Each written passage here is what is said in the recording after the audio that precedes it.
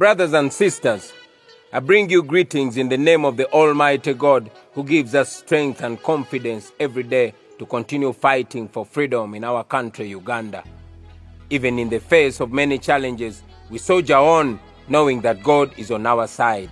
I salute all of you for your resilience as we face this unprecedented coronavirus pandemic. In Uganda's case, the effects of the pandemic have been even worsened by the effects of bad governance. The majority of our people are hungry and simply desperate. In the coming days, together with fellow leaders, we shall come out to give direction to the nation on the way forward. Today, I want to address the issue of persistent fights and public spats between the people who profess to be fighting for freedom and democracy. I have noted with great concern comrades who are always fighting and attacking each other on social media. Some comrades have gone ahead to use social media to attack everyone within the forces of change. They are always promoting divisions and suspicions amongst the comrades in a very unprincipled manner. Some have gone as far as saying that people power is full of spies working for the Museveni regime. They have deliberately tried to demoralize and demobilize our comrades through targeted propaganda. We all know that this only benefits the regime, and yes, it greatly affects our struggle. So my question to these comrades has always been and continues to be, who are you working for? As I've said in the past, everyone whose actions speed up the fall of the Museveni regime is a comrade, no matter which political formation they belong to. And yes, everyone whose actions help the Museveni regime stay longer must be seen with suspicion, and their intentions must be questioned. By now, I would expect all of us to understand that a dictatorship like that of Museveni survives through promoting divisions amongst the forces of change. Why is this not obvious to those comrades? All dictators use the same trick. They always plant people to bring confusion in the opposition. They might be pronounced pro-regime people, but they may also pretend to belong to the opposition. In our case, for example, they will attack everyone around the leader except the leader. And the intention is that they want the leader to see everyone around him with suspicion. And of course, if the leader is to fall in that trap, then it could be very dangerous for the struggle as a whole. We must judge everyone by their actions. Until someone declares himself or herself to be against the people of Uganda, it is not our place to declare them spies. Why should we demoralize a comrade who wakes up every morning to mobilize against the dictatorship by calling him or her a spy?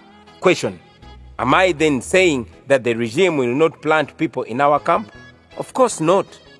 All dictatorships survive because they use public resources to compromise people within the struggle. They also use violence, they co-opt the elite, and they unleash propaganda and capture all state institutions, just the way it is happening in Uganda. It is not a secret that Museveni has survived by buying off and compromising people within the forces of change over time. As leaders, we have a mechanism to know who amidst us might be working with the enemy. But I request that the same way you have trusted us with leadership, you trust us to deal with these individuals. We all know that dictators are always in the market, and those who make themselves available for sale will be bought. Some are bought expensively, while others are bought cheaply. It's like slave trade, where the negotiation is for human beings, except that in this case, the dictator not only buys the bodies, but also buys the souls of those people. President Museveni is not bothered about this because he never uses his personal money anyway. He does not sell his cows to buy off his opponents. No, he uses taxpayers' money, our money. The money that you and I work so hard for is what he uses to buy off a few of us, hoping that he will silence the loud voices yearning for change. For example, the money that he charges Ugandans to use the internet every day is more than enough to buy off so many opponents. In financial year 2018-2019, for example, 49.5 billion was collected from the OTT tax. Now, assuming that he was to pay 100 million shillings per person, he would be able to buy off 495 people with this money. Of course, there are some people who think their freedom is much cheaper than that, Therefore, the dictator has enough funds to spend on patronage and bribing. In any case, one of the first things a dictatorship like that of Museveni does is to make people very poor. He makes sure that he is the only one left with real money, and therefore, after eating to his satisfaction, he is able to throw a few leftovers to the opponents who are available for sale. That is how dictators keep in power before they fall. The Museveni regime has excelled in evil, and I'm sure in the years to come, historians will study about it as a classic dictatorship which used propaganda to turn the oppressed Ugandans against each other. But of course, they will also study about us who fought it and brought it down. After stealing trillions and giving a few millions to some opponents, he uses some of those opponents to claim that they quit the struggle because they were not being given money. In my case, for example, the same regime that has blocked most of my sources of income uses people to say that I have a lot of money which I'm not giving out. My fellow Ugandans, let me repeat this again so that it sinks. The Museveni regime is buying people using your money. Those people who refuse to be bought will be harassed, intimidated, and some will even be murdered. So please don't be scared when you see all this.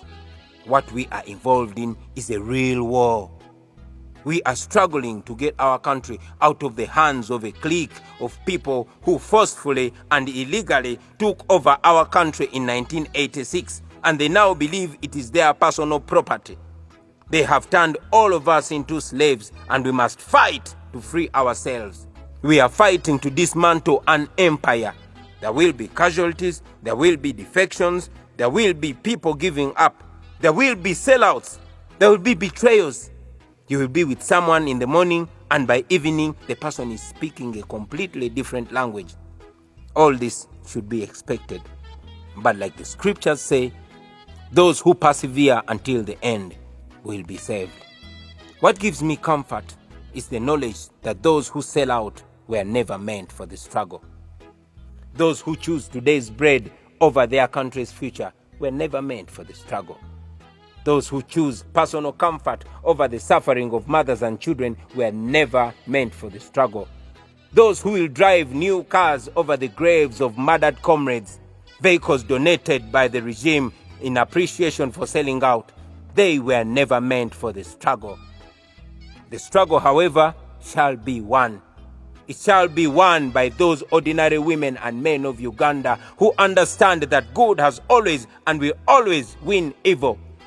We shall win in the end because the people of Uganda are on our side. We shall win because history is on our side. We shall win because the law is on our side. And yes, we shall win because God is on our side.